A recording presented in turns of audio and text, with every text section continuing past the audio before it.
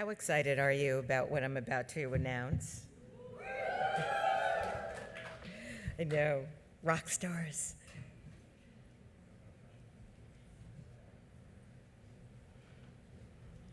On Monday, June 12th, 1972, architect Theo Crosby, graphic designers Alan Fletcher, Colin Forbes, and Mervyn Kurlansky, and industrial designer Kenneth Grange founded the design firm Pentagram.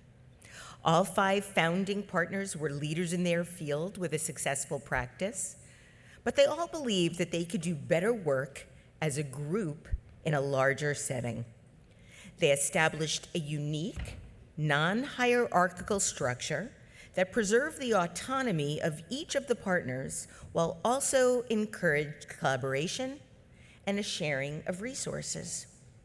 From the moment the partners of Pentagram opened their doors 51 years ago, the firm was successful from the start. In the 5 decades since, Pentagram has displayed an unprecedented and enviable longevity. With offices now in New York, in Austin, in London, and Berlin, the partnership has renewed itself over and over the years. Half a century later, they are the largest independent design firm in the world, wholly owned by the partners. Now, I'm using the word design firm here very specifically, as each of the partners of Pentagram have always been working designers. Pentagram actually restricts its ownership only to designers, and I can confidently say that Pentagram restricts its ownership to only the most exceptional designers in the world. If we were to go back in time to 1972 and survey the design scene on this planet, the only design firm still operating at the highest levels today with the same operating principles is Pentagram. And in the book they've just published, surveying all of the partners' work over the last 50 years, Adrian Shaughnessy poses this question in the preface. So how does a design group retain relevancy? In truth, very few manage this beyond a decade or two before being acquired by a larger group, or, as Colin Forbes noted, disappearing with the departure of the founders. For most others, it is a slow descent into irrelevancy and eventually closure. Pentagram, by contrast, a full half-century after its inception, is still with us. And Pentagram is more relevant than ever. The 5 partners here with us today, Natasha Jen, Giorgia Lupi, Emily Oberman, Paula Scher, and Marina Willer, are doing some of the best work of their careers. Whether it is Paula's global Shake Shack identity, her city logo, her longtime campaigns for the Public Theater, Emily's titles for Saturday Night Live, her identity for Amazon Prime or Warner Records, Georgia's work with the Gates Foundation and her groundbreaking data visualizations for Google or Moleskine, or Natasha's work for the Beyond Borders, Waze, or the New York Botanical Garden, or Marina's work with MTV, Serpentine Galleries, or Ferrari. These 5 women have not only designed some of the most ubiquitous graphic design on the planet, they have literally raised the standards of all designers everywhere. Right? So today, for the first time ever, Natasha Jen, Giorgia Lupi, Emily Oberman, Paula Scher, and Marina Willer are here together on the AIGA main stage to talk about a legacy 50 years in the making, 50. Before they joined the stage, Emily made a short Sizzle video to introduce some of their work.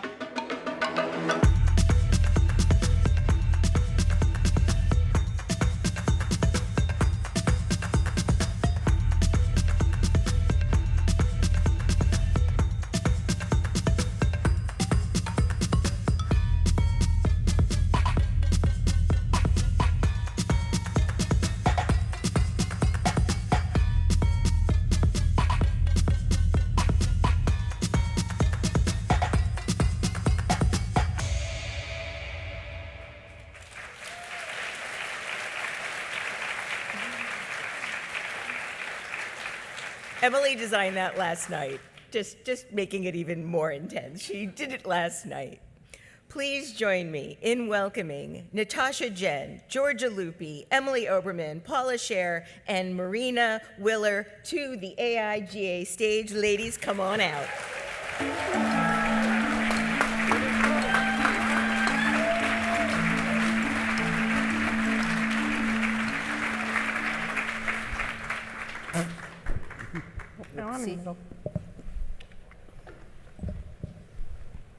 Wow, I think we should sing Kumbaya or something. This is fun in a little circle like this. Ladies, my first question is an easy one, and it's for all of you. I generally don't like to do all of you questions, but this one I think is a fun one. How long have you been at Pentagram, and which office do you work in? Natasha, we'll start with you. I've been at Pentagram for 11 years now, and I'm based in New York City. I'm Giorgia. I've been at Pentagram for 4 years, and I work out of the New York office as well. I'm Emily Oberman, and I've been at Pentagram for 11 years, and I'm in the New York office. I'm Paula Scher, and I've been at Pentagram for 33 years, and I am in the New York office. And I'm Marina. I've been at Pentagram for 11 years in London.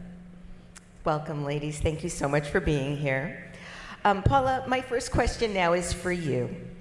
Colin Forbes was the architect of the Pentagram business model, and it's remained relatively unchanged since 1972. Why does it work so well for you as an organization? Colin Forbes organized a business that was based on human nature and the way people behave in groups.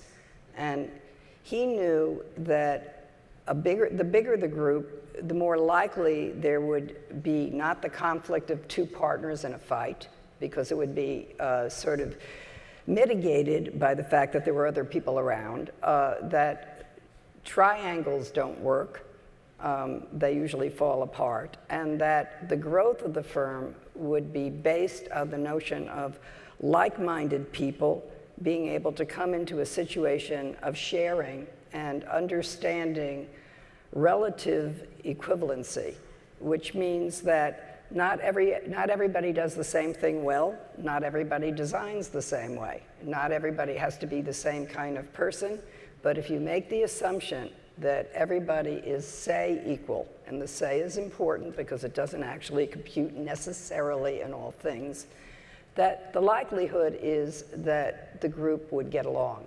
And in fact, that works. In your new monograph, Adrienne Shaughnessy writes that Pentagram has lasted as long as it has because of its unique partner-owned business model and a ferocious commitment to creative excellence. Paula, can you talk a little bit about the partner-owned business model and how it was created? Well, the history of Pentagram was really, there were three original partners, and the business was called something else. It was called Fletcher Forbes Gill. Bob Gill was a partner for about 1 year and left because he actually didn't like sharing. It's hard to share.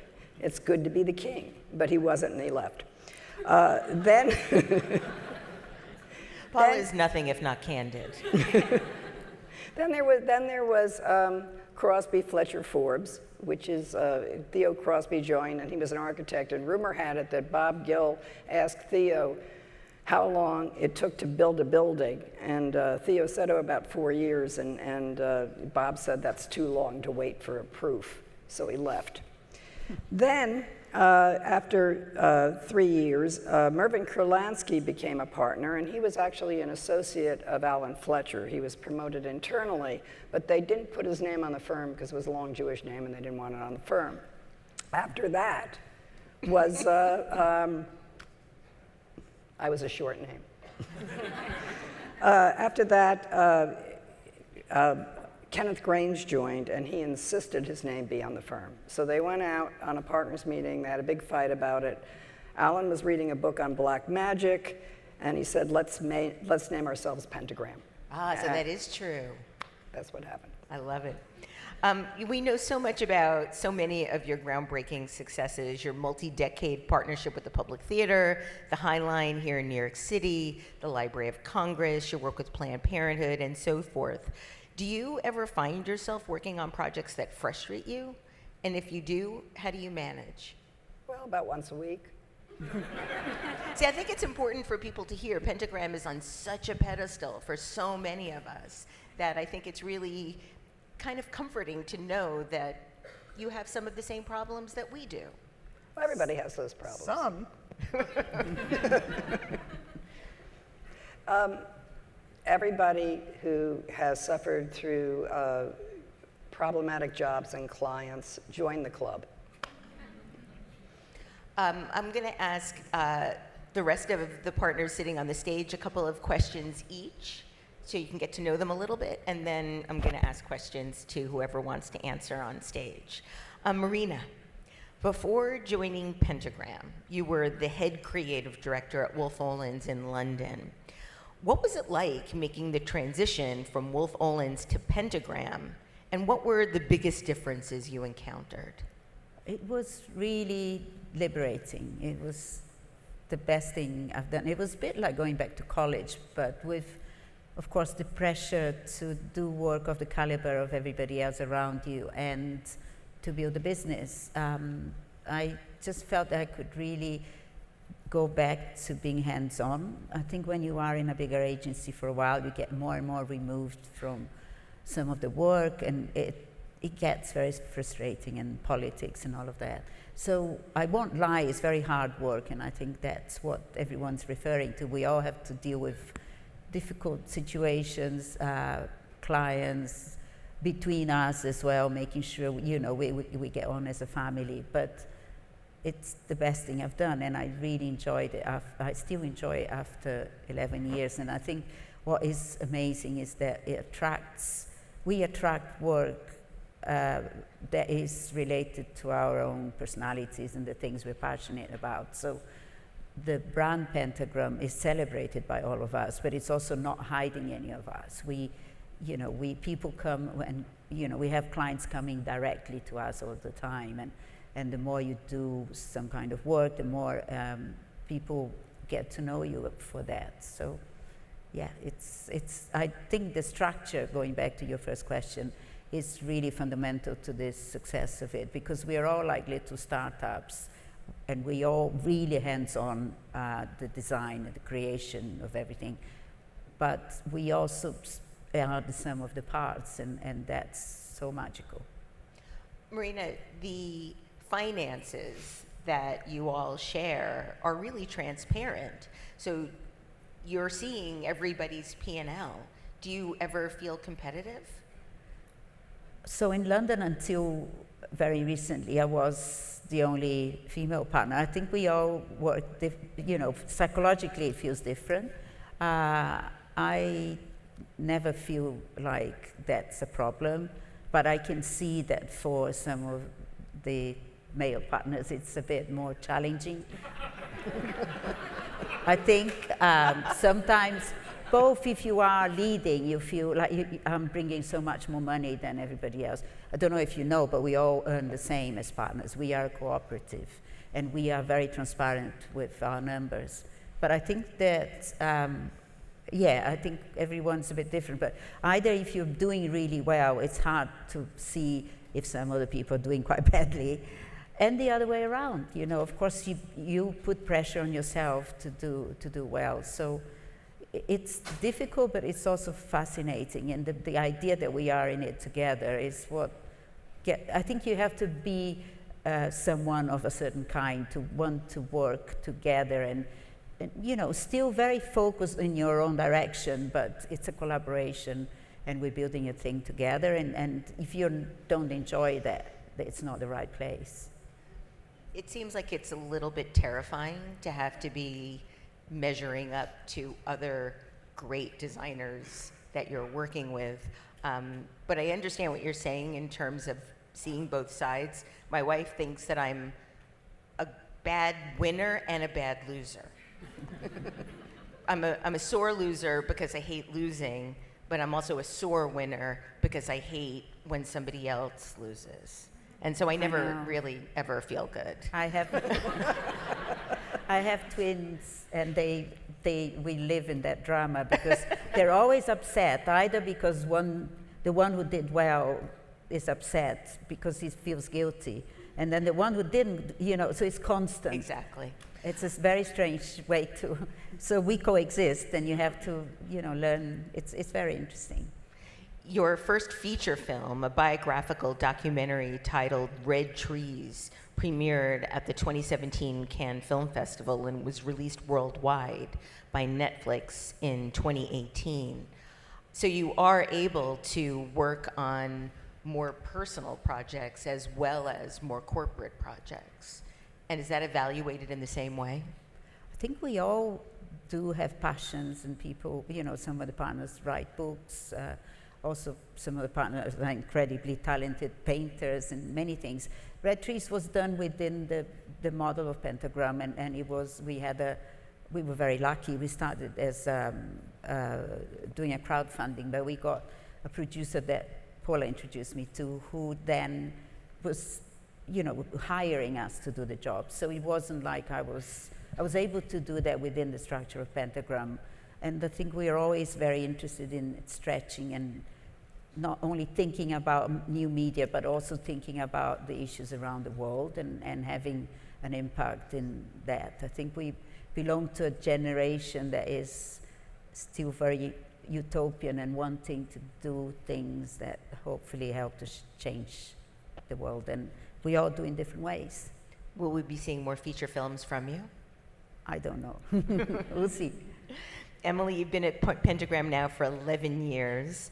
Last year, when you won the AIGA Lifetime Achievement Medal, you talked about how you've had 3 chapters to your career. First at M & Company with Tibor Kalman, then as one of 2 partners with Bonnie Siegler at Number 17. Before going to Pentagram, you told me that your fantasy was to have your 3rd chapter at Pentagram, and you achieved that. Why Pentagram as opposed to continuing on your own? Oh, because I did not want to figure out how to set up a copier. I didn't want to figure out how to rent one or how to do seriously. No, also because I knew that I would be inspired by my design heroes and my friends. My parents were designers and artists, so I had known about Pentagram my whole life. I admired the work. I wanted the camaraderie. I am not a lone wolf. I did not want to work on my own. My husband is a lone wolf, so I know what that looks like. I am not that. I am very inspired by collaboration, by having other humans around me, whether it's my team or my partners. I really thrive on other ideas being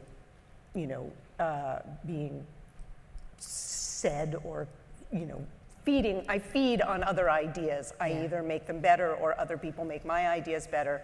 I knew that I needed that. And then of course, Pentagram was just the pinnacle for me. And having known Paula and Michael for so long and seeing them just thrive and expand and do incredible work, I thought that this would be a way for me to continue to learn and continue to be a sponge and continue to get better and be able to do work that was bigger and more. And I just felt like it was a way to, to just keep learning and keep doing and expand what I could do. You've been working on the opening titles for Saturday Night Live now for 30 years? 27, if I do the math properly. Let's round up. Okay. How do you keep a client surprised and delighted and excited for that long?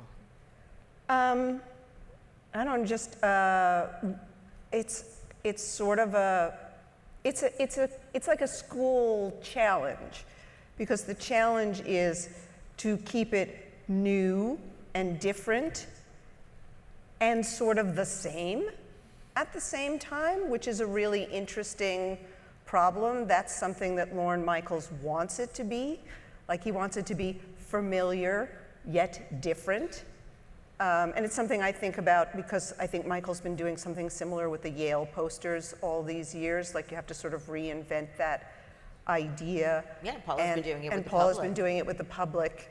And so we try to always have a story, even though maybe you don't know what that story is when you see the titles, but there's always a story that relates to that moment in time when we're asked to reinvent the titles.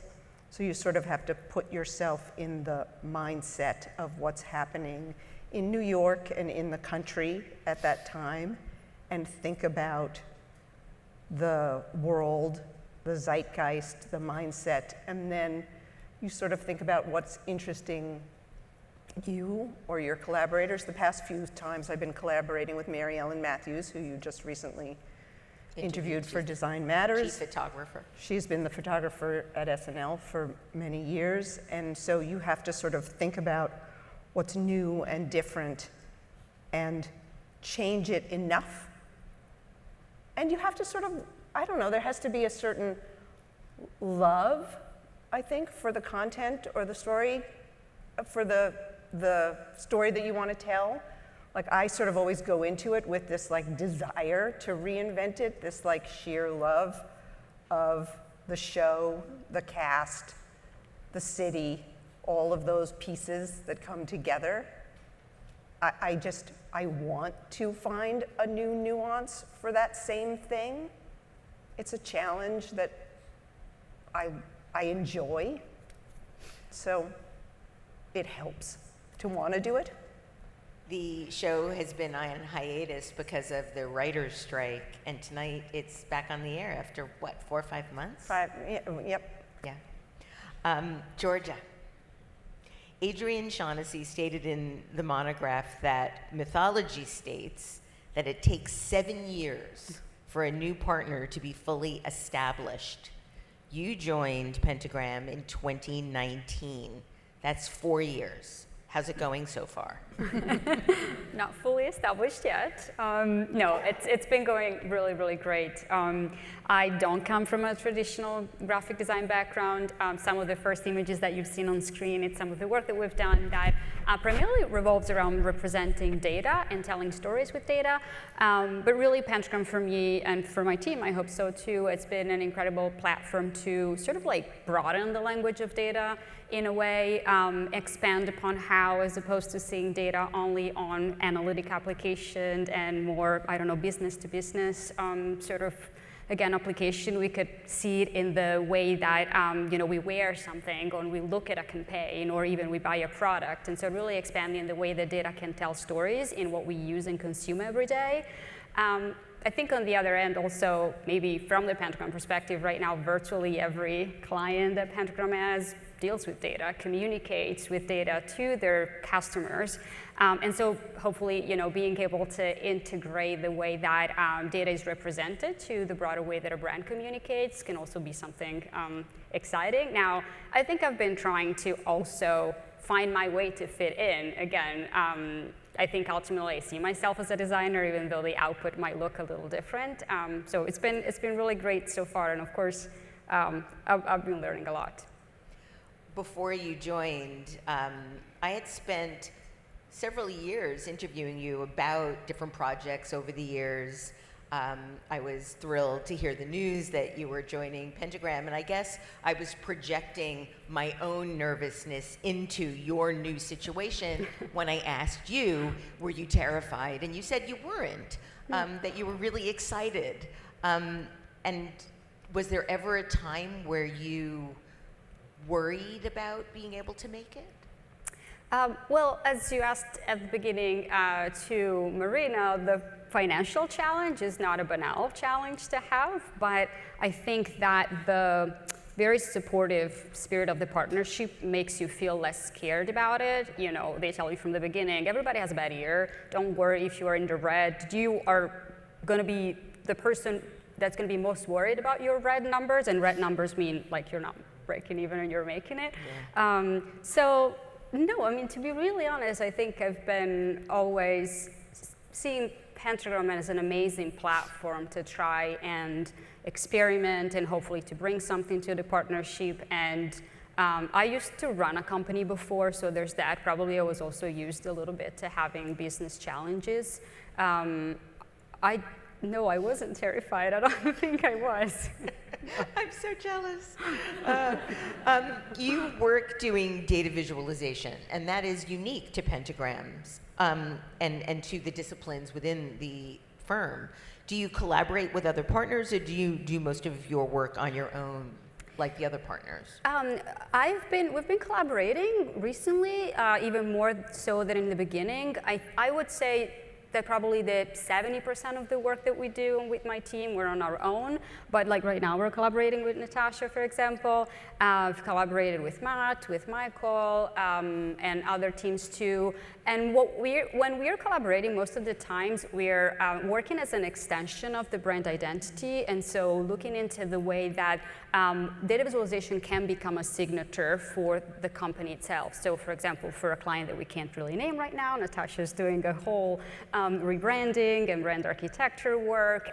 And what we're collaborating with Natasha about with this client is actually translating the brand attributes and the messages that Natasha's been designing into the way that they work with data, but not only stylizing charts, but really helping them understand what are the stories that they're going to tell with data, and how can we really bring data visualization almost as being as important as typography or a logo for them. And I think this is mostly what we collaborate about, and I think it's pretty complementary since it can be plugged in and integrated. And I think as Emily, I really, really thrive collaborating, so that was also something that excited me about joining Pentagram.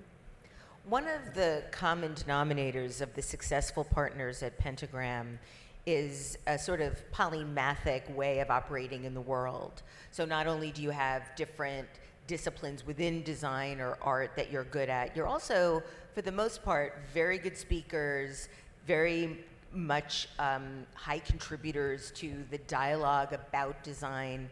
Natasha, you gave a groundbreaking talk in 2018 that really sent ripples through the entire design community and the branding community and the advertising community, and it was called Design Thinking is Bullshit.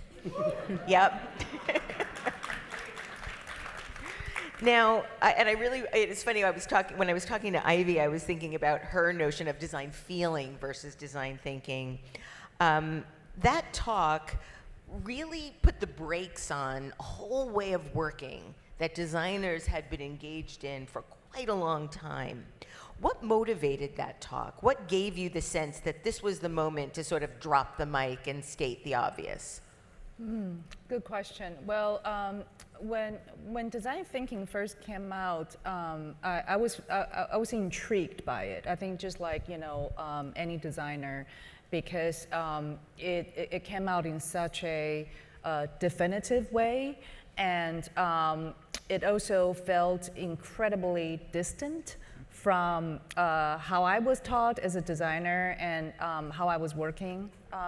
So there's that kind of tension there. So I try to understand it, and of course that process really took me several years. I remember the first time that I encountered design thinking was probably around like 2009 or 2010.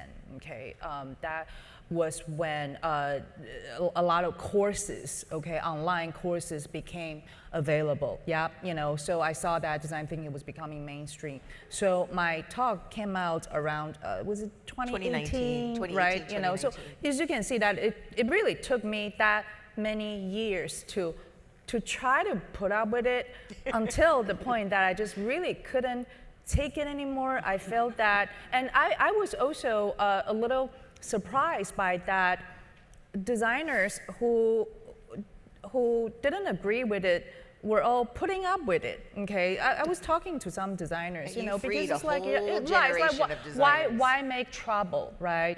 So I felt that I really had to just say something, So that's how I decided to make a talk out of it. It was a short talk, I think 15 minutes in total. Yeah. Well, TED Talks now are 12. It was so. a quick. And she's a brilliant strategist. So Quick quick I am talk. surprised. Oh, by it. thank you.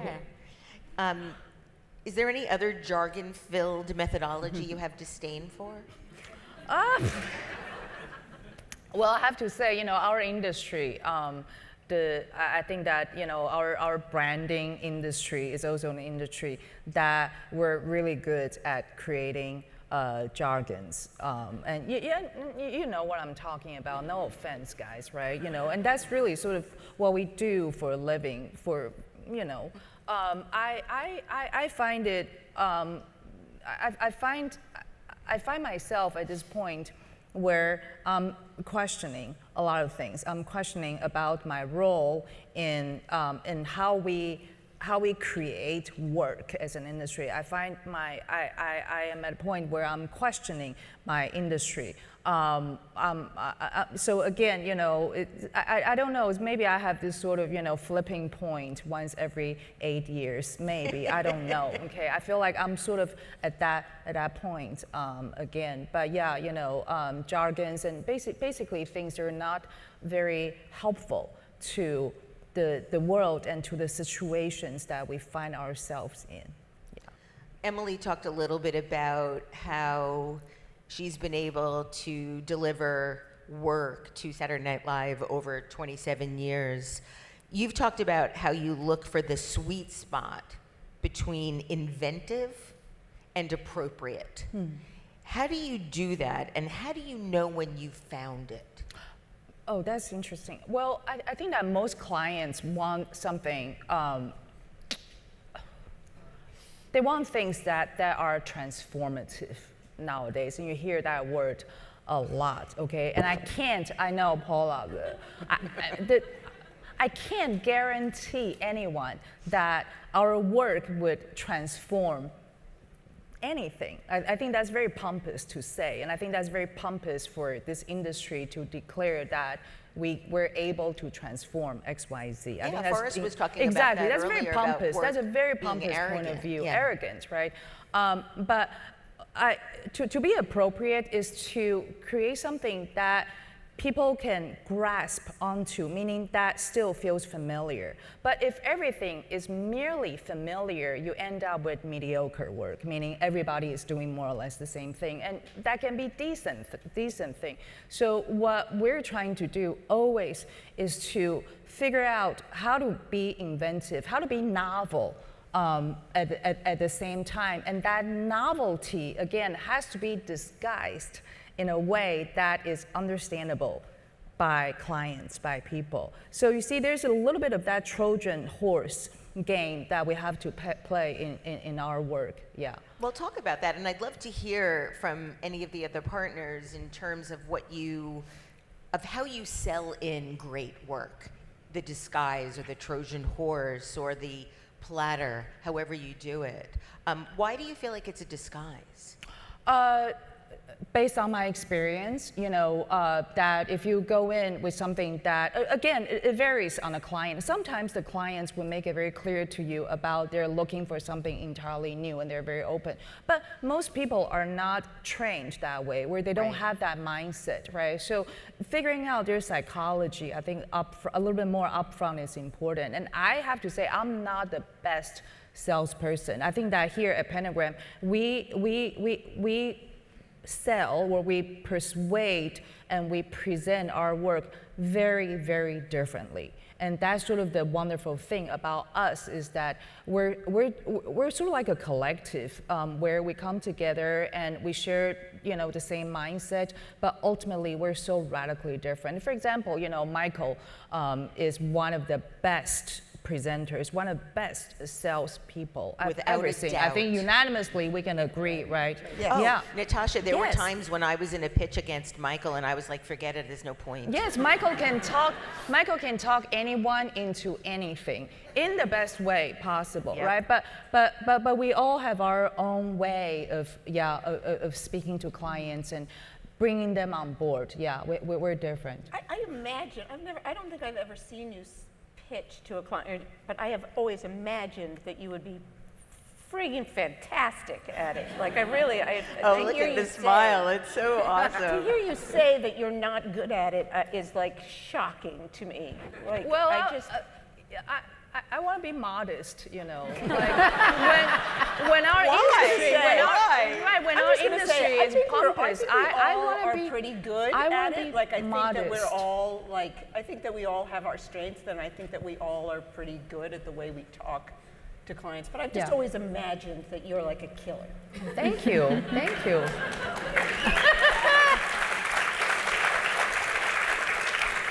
And this one, Well, I don't. there's she doesn't mince words. There's I can't sell, but I can teach.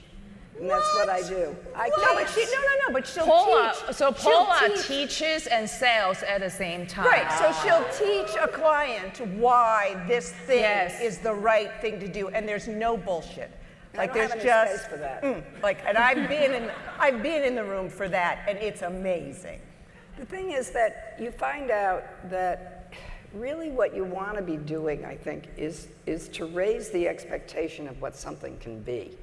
You know, you might be going, in certain industries, you might be going from here to there, and in other industries, you may be making a slight shift. And it really depends upon the industry and what the market will bear with that person. And that in that, I find that in that space, if I can explain to him or her how, or them, mostly them, how something can go up a notch, that's sometimes that's as good as it gets. But still, it can be extraordinary in certain areas and less extraordinary in areas. Like if you take a giant corporate structure, it's extraordinary. If you take the public theater, it's not extraordinary because you're dealing in two different realms of expectation.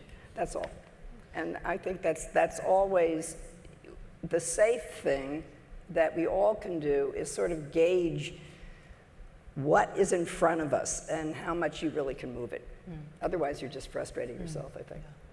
I think we also, if you take the client on the journey with you, so we work through what the problem really is, and might not be design thinking, but there is some kind of a need to change something. That's why they came to you. And if you really understand that, you start to shape, and the design designs itself.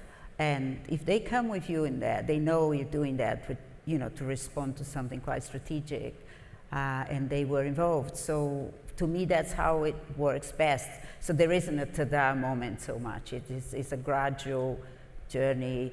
There's still excitement and when they start to see visual things and language, but it's very participative, and I think that's important. But I know we're all different. Yeah. I was just gonna actually say that what I've learned in 4 years of Pentagram is that I think we're really all different into how we are in a room with a client to, for lack of a better word, sell something. I remember in the beginning, because Michael was who brought me in, I was in a few meetings with Michael, and of course I was so fascinated by his capacity to be, I don't know, Don Draper, completely. And I was trying to figure out, okay, I have to just go and just tell to the client, I think you need these, but then I realized I'm never going to be Michael B. Root, and so I went back to finding my own way to perhaps throw a bunch of ideas. How if you do that, and if you do all of that, and I think finding your way to be just true to what really makes you passionate about your work in the way that you sell it to a client, without just thinking that you should be somebody else, is also something important. And I would say, That's Michael. I would say the thing that's true of all of us that sort of goes back to the design thinking is bullshit is that we're always, everything that we do comes from a place of truth. I think all of us, and that goes for all the Pentagram partners, we're all designers. We're not marketing people. We're not salespeople. That's what comes from a design agency or a design studio that's built from creative people. We are all doing the work based on the ideas, and the work that we sell to the clients all comes from what we think is the best and most truthful solution for all of them. So it's not that we're trying to sell them an idea. It's that we're trying to find the best solution for them always and explain it in a way that feels right for us in terms of how we explain it, and for them in what it is and what they need. We're never greenwashing or whitewashing or anything. We're not cynical. We're not cynical. We're always coming at it from a place of humanity and reality for the client. We won't even take a job if we don't feel like we can come at it from a place that is real. If that makes sense. Marina said that Natasha is an incredible strategist. How did you learn to be strategists with your first discipline all being design? Because that's all something we need to do now. I think it's always part of the design work. I think that design is planning. I mean, when you make a plan, you have to have a strategy. That's part of inherent in creating the work. You do it unconsciously sometimes when you sit down and find out what somebody needs or what they think they want, and you start to think, oh, well, perhaps we should be talking to them in this direction or showing them something in that direction because it's a natural part of the process. When you have to pull back from it and create an order about it, I have problems with that. That's difficult for me because I don't think that logically, I think too quickly. So that actually having to deconstruct it and write it down for me is very difficult. Where I think Natasha is brilliant in making sort of the organization and structure that's right showable to the client that you present. I'm amazed about that. I can't do that very well.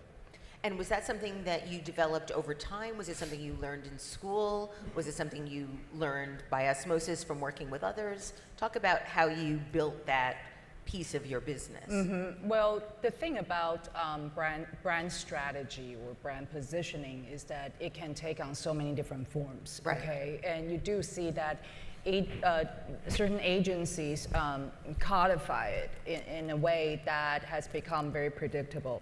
But and schools don't teach you brand strategy. There isn't like a real, I think that SVA has program. But what I'm saying is that it's a very new. I teach it. It's a very new. Yes, yay! It's new, and I picked it up, from a job. I picked it up from the really incredible strategists who I've been working with. There's a handful of them, and we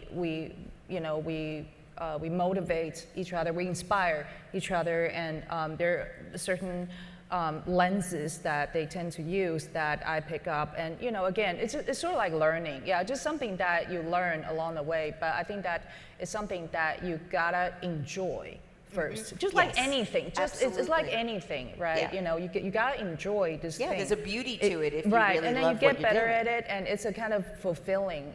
It feels fulfilling, but I enjoy it.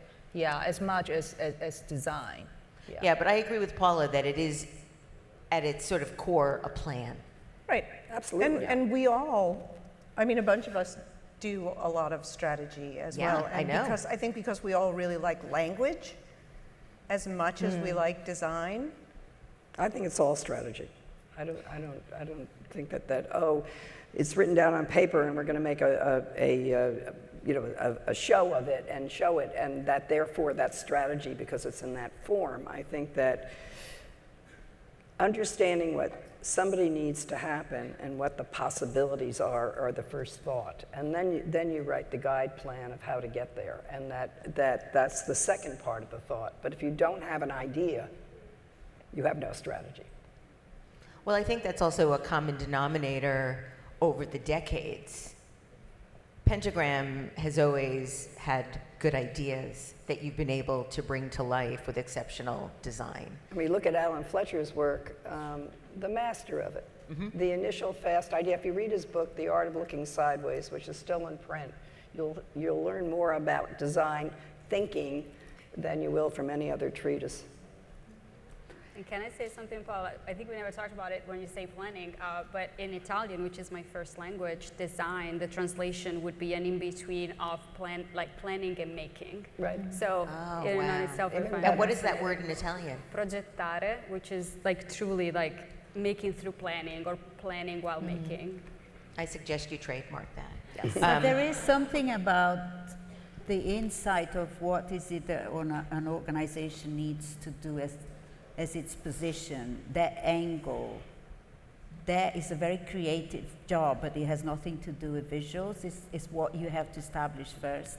And being able to get there. So when you rebrand a very big organization, like when we had to do the Naturalist Museum recently in London, it's so specific, the combination and the conjunction of things that has to come through in the design, whether it's a symbol, whether it's a badge, what it needs to say, how it sits with words, how it works as a logic. But also the first thing we said is this is a catalyst for change. So it behaves in a certain way, it ripples.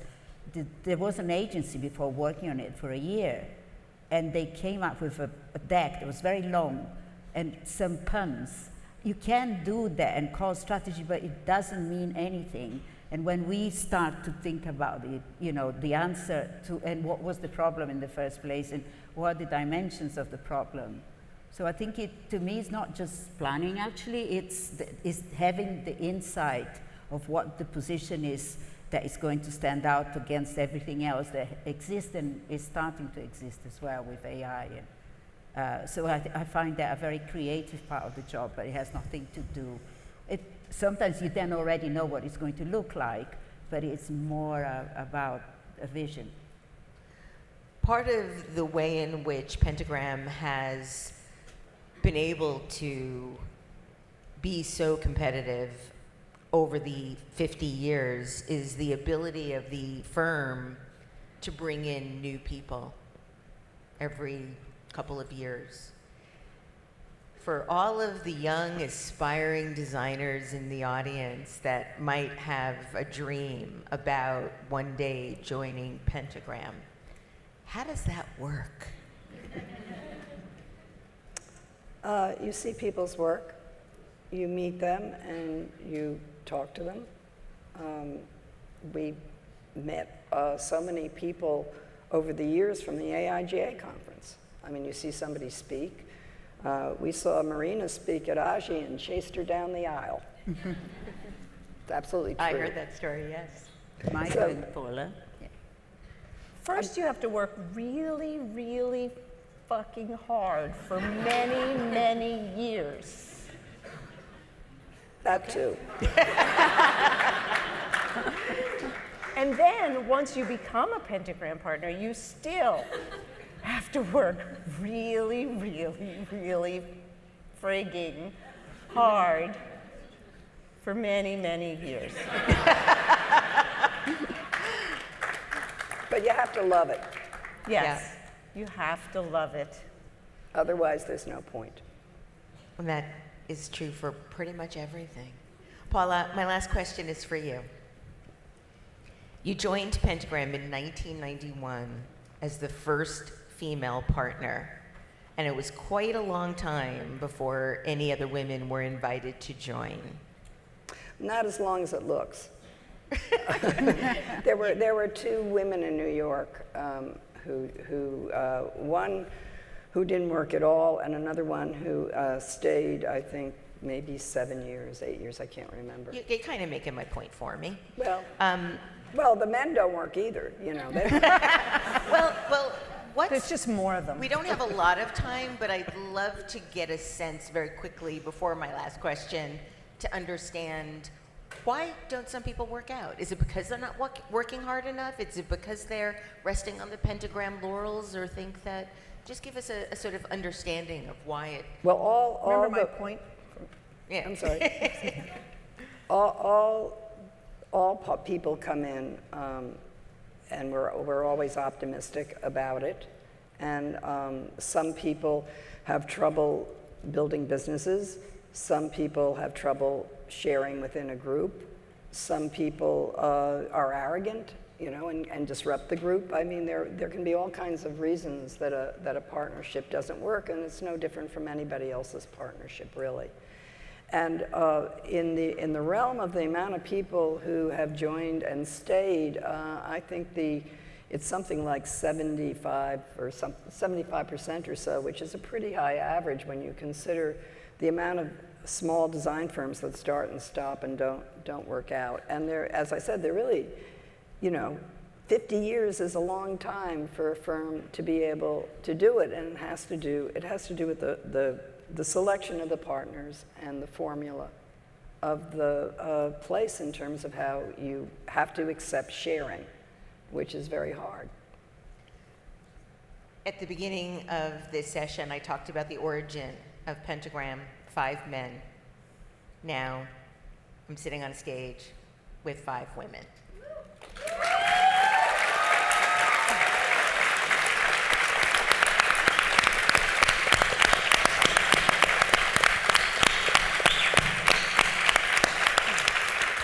Natasha Jen, Giorgia Lupi, Emily Oberman, Paula Scher, Marina Willer.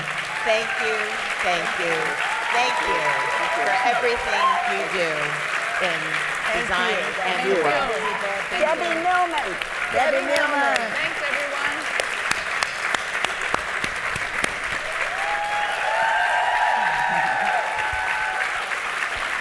Changing the world one woman at a time. I'm going to ask Bobby and team to come and join me. Bobby and Jennifer and Lisa and Michael. And ladies, thank you so much.